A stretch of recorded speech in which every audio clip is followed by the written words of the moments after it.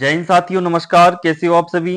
डीएसटीसी PTET exam 2024 की इस online class में आपका स्वागत है। साथियों, कल किसी कारणवश हमारी क्लास नहीं हो पाई थी, लेकिन रोजाना की बात ही आज मैं आपके लिए लेकर आया हूँ बीएसटीसी एग्जाम 2024 से संबंधित कुछ महत्वपूर्ण प्रश्न। और आज की इस क्लास में मैं आपके लिए आज की इस क्लास में कुछ प्रश्न इंडिया लेवल के भी होंगे, यानी भारतीय भूगोल के भी होंगे। ओके, तो बिना समय गवाए शुरू करते हैं आज की इस क्लास को। तो सबसे पहले देखते हैं हमारा पहला प्रश्न क्या है। तो पहला प्रश्न है हमारे पास, कौन सी पवन राजस्थान में वर्षा लाती है। ऑप्शन में है हमारे पास व्यापारी पवन, मानसूनी पवन, समुद्री पवन या फिर स्थलीय पवन। तो साथियों, बात करें राजस्थान में वर्षा लाने वाली पवन की, यानी कौन सी पवनें हैं जो राजस्थान के अंदर वर्षा लाती हैं। साथियों, मानसूनी पवनें, कौन सी पवनें लाती हैं राजस्थान में वर्षा।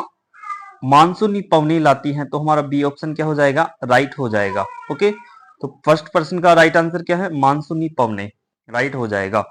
चलते हैं नेक्स्ट प्रश्न की ओर। अगला प्रश्न है हमारे पास, निम्न में से किस क्षेत्र में सर्वाधिक दैनिक तापांतर होता है। इनमें सर्वाधिक दैनिक तापांतर कहां पर होता है। हिमाच्छादित क्षेत्रों में, यानी किस क्षेत्र में होता है। सबसे पहले हमारे पास हिमाच्छादित क्षेत्रों में, समुद्र तटीय क्षेत्रों में, मरुस्थलीय क्षेत्रों में या फिर वनाच्छादित क्षेत्रों के अंदर।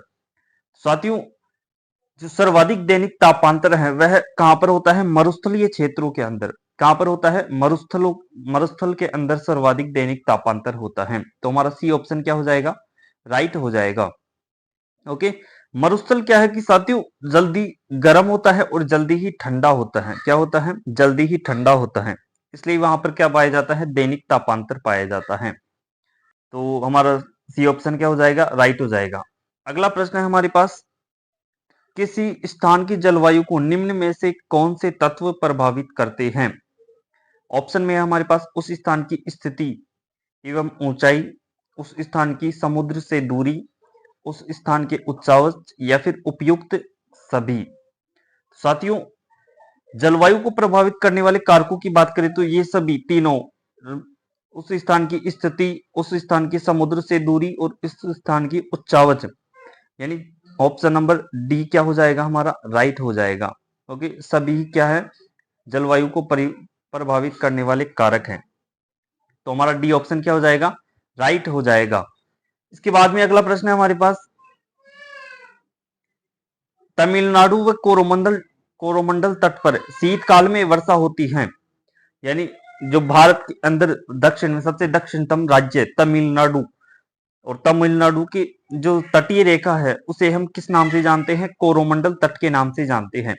और उस तट के ऊपर शीतकाल में वर्षा किन पवनों से होती है, यानी किस मानसून से होती है। उत्तरी पूर्वी मानसून द्वारा, भूमध्य सागरीय चक्रवातों द्वारा, दक्षिणी पश्चिमी मानसून के द्वारा या फिर उष्ण कटिबंधीय चक्रवातों द्वारा। तो इसमें चार ऑप्शनों में से आपको बताना है। तो बात करें साथियों, कोरोमंडल तट पर शीतकाल में वर्षा होने का प्रमुख कारण क्या है, उत्तरी पूर्वी मानसून। क्या है, उत्तरी पूर्वी मानसून के द्वारा क्या होती है, तमिलनाडु के अंदर वर्षा होती है। तो हमारा ए ऑप्शन क्या हो जाएगा, राइट हो जाएगा। हमारा ए ऑप्शन क्या हो जाएगा, राइट हो जाएगा। उत्तरी पूर्वी मानसून के द्वारा तमिलनाडु के कोरोमंडल तट पर क्या होती है, शीतकाल के अंदर वर्षा होती है। इसे उत्तरी पूर्वी मानसून को साथियों लौटता मानसून भी कहा जाता है। क्या कहा जाता है, लौटता मानसून भी कहा जाता है। यानी दक्षिण पश्चिम मानसून तो क्या होता है, इससे तो सर्वाधिक वर्षा होती है, लेकिन ये जो वापस लौटता है उत्तरी पूर्वी मानसून, कौन सा मानसून, उत्तरी पूर्वी मानसून, इससे केवल एक ही क्षेत्र में, यहाँ पर इस तमिलनाडु के कोरोमंडल तट पर ही क्या होती है, वर्षा होती है। ओके, और इसको आर्द्रता जो है बंगाल की खाड़ी से मिलती है, आर्द्रता। ओके, तो हमारा ए ऑप्शन क्या हो जाएगा, राइट हो जाएगा। अगला प्रश्न है हमारे पास, निम्न में से कौन सा कारक जलवायु को प्रभावित नहीं करता है। यानी अभी हमारे पास कौन सा प्रश्न था, जलवायु को प्रभावित कारक करने वाले कारक कौन कौन से हैं, और यहाँ पर क्या पूछ रहा है, जलवायु को प्रभावित करने वाला कारक कौन सा नहीं है। ओके, नहीं है पूछ रहा है। ऑप्शन में हमें क्या दे रखा है, एक तो महासागरीय धाराएं, दूसरा है समुद्र से दूरी, अक्षांशीय विस्तार या फिर दिन की लंबाई। तो जलवायु को प्रभावित करने वाला कारक कौन सा नहीं है, दिन की लंबाई। हमारा डी ऑप्शन क्या हो जाएगा, राइट हो जाएगा। दिन की लंबाई से जलवायु पर कोई प्रभाव नहीं पड़ता है। इसके अलावा महासागरीय धाराएं, समुद्र से दूरी और अक्षांशीय स्थिति, ये तीनों क्या है, जलवायु को प्रभावित करने वाले कारक हैं। तो हमारा डी ऑप्शन क्या हो जाएगा, राइट हो जाएगा। अगला प्रश्न है हमारे पास, मावट कहते हैं, किसे कहते हैं मावट? मरुस्थलीय क्षेत्रों में होने वाली वर्षा को, भूमध्य सागरीय चक्रवातों से शीत ऋतु में होने वाली वर्षा को, या फिर उत्तर पश्चिमी मानसून से प्रायद्वीपीय भारत में होने वाली वर्षा को। और डी ऑप्शन में हमारे पास क्या है, वैशाख माह में पश्चिम बंगाल में होने वाली वर्षा को। तो मावट की बात करें तो साथियों, इन चार ऑप्शनों में से हमारा जो राइट आंसर हो जाएगा वह हो जाएगा भूमध्य सागरीय चक्रवातों से शीत ऋतु में होने वाली वर्षा को क्या कहा जाता है, किसे कहा जाता है, मावट। भूमध्य सागरीय चक्रवातों से शीत ऋतु में होने वाली वर्षा को क्या कहा जाता है, मावट कहा जाता है। यानी आप इस प्रकार से भी याद कर सकते हैं, राजस्थान में शीत ऋतु में होने वाली वर्षा को क्या कहा जाता है, मावट कहा जाता है।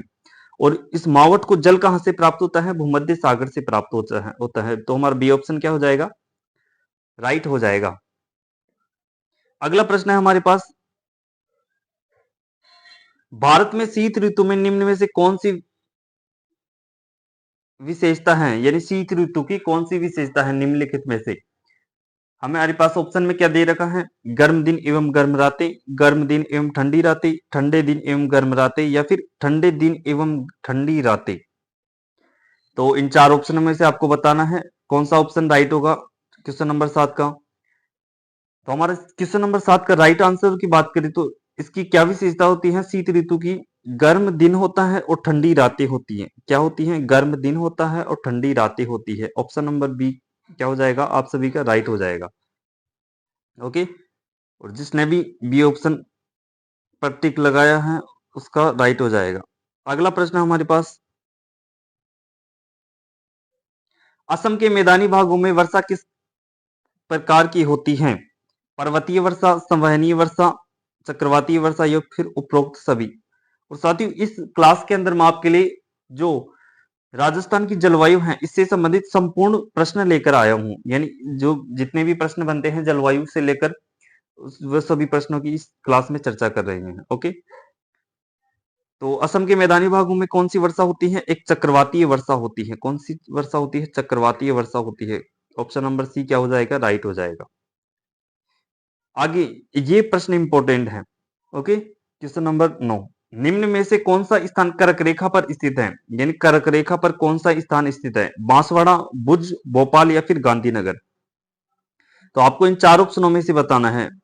ओके, वैसे तो बहुत सारे स्थान कर्क रेखा पर स्थित है, लेकिन इन चार ऑप्शनों में से आपको से पूछ रहा है, इन चार ऑप्शनों में से कौन सा शहर स्थित है। तो हमारा जो राइट आंसर हो जाएगा, ए ऑप्शन क्या हो जाएगा, राइट हो जाएगा।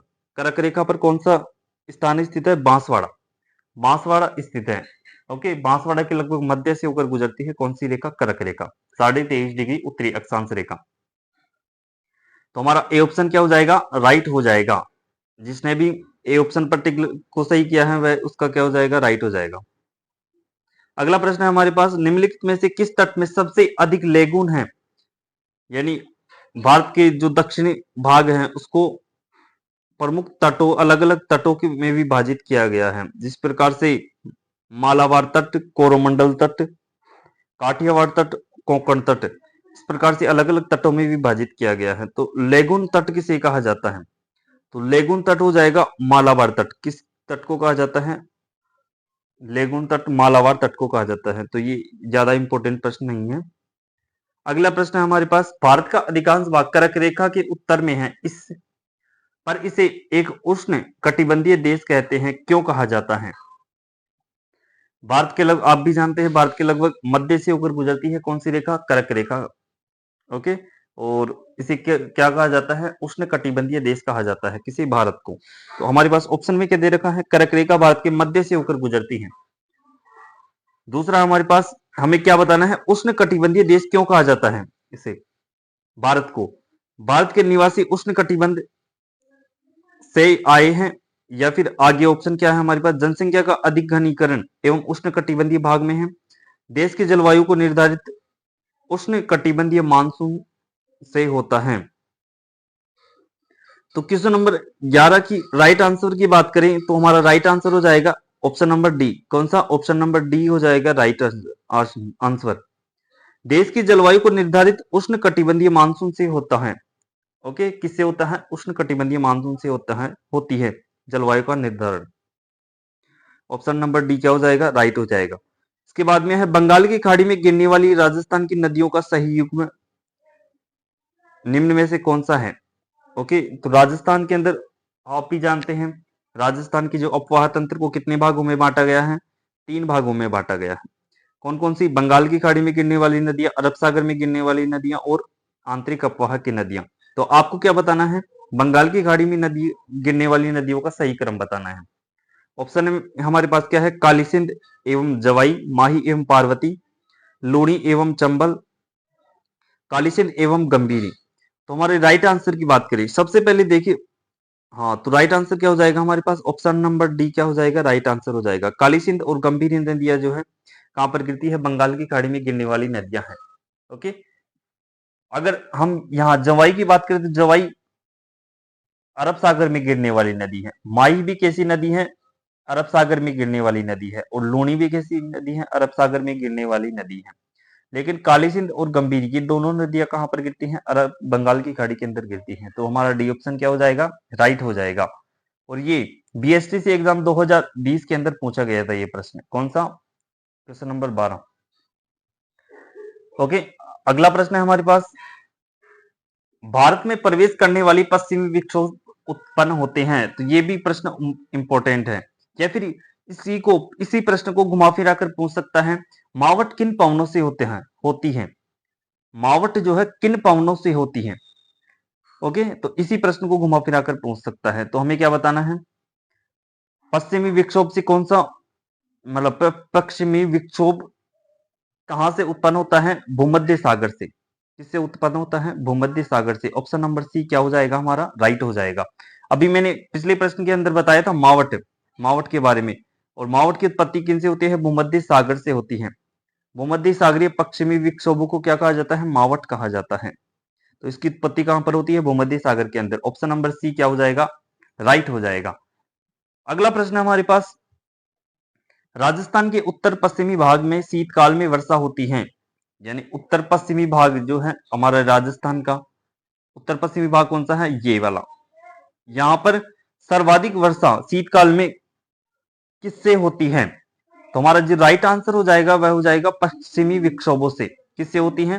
पश्चिमी विक्षोभों से। और राजस्थान में शीत ऋतु में होने वाली वर्षा को भी क्या कहा जाता है? मावट कहा जाता है। तो मावट होती है शीत ऋतु में राजस्थान के अंदर। ओके, सी ऑप्शन क्या हो जाएगा हमारा? राइट हो जाएगा। आज का हमारा अंतिम प्रश्न है, भारत में विस्तृत क्षेत्र अत्यधिक वर्षा विभिन्नता वाले हैं। वर्षा विभिन्नता की संभावना सर्वाधिक है। कहां पर है? अति निम्न वर्षा वाले क्षेत्रों के अंदर। किन क्षेत्रों के अंदर? अति निम्न वर्षा वाले क्षेत्रों के अंदर सर्वाधिक विभिन्नता वाले वर्षा की विभिन्नता है। ओके, तो ऑप्शन नंबर डी क्या हो जाएगा हमारा? Right answer. ये ज्यादा इंपॉर्टेंट प्रश्न नहीं है। ओके, तो ये थे कुछ महत्वपूर्ण प्रश्न। मिलते हैं अगले वीडियो के अंदर। जैसे जैसे मुझे समय मिलेगा वैसे वैसे मैं आपके लिए क्लासेस लेकर आता रहूंगा।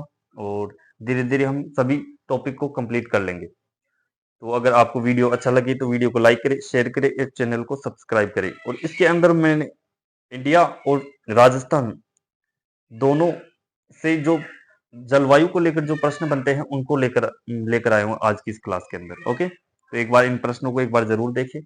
इनसे बाहर एक भी प्रश्न नहीं जाएगा। आज के लिए इतना ही। मिलते हैं अगली वीडियो के अंदर। धन्यवाद।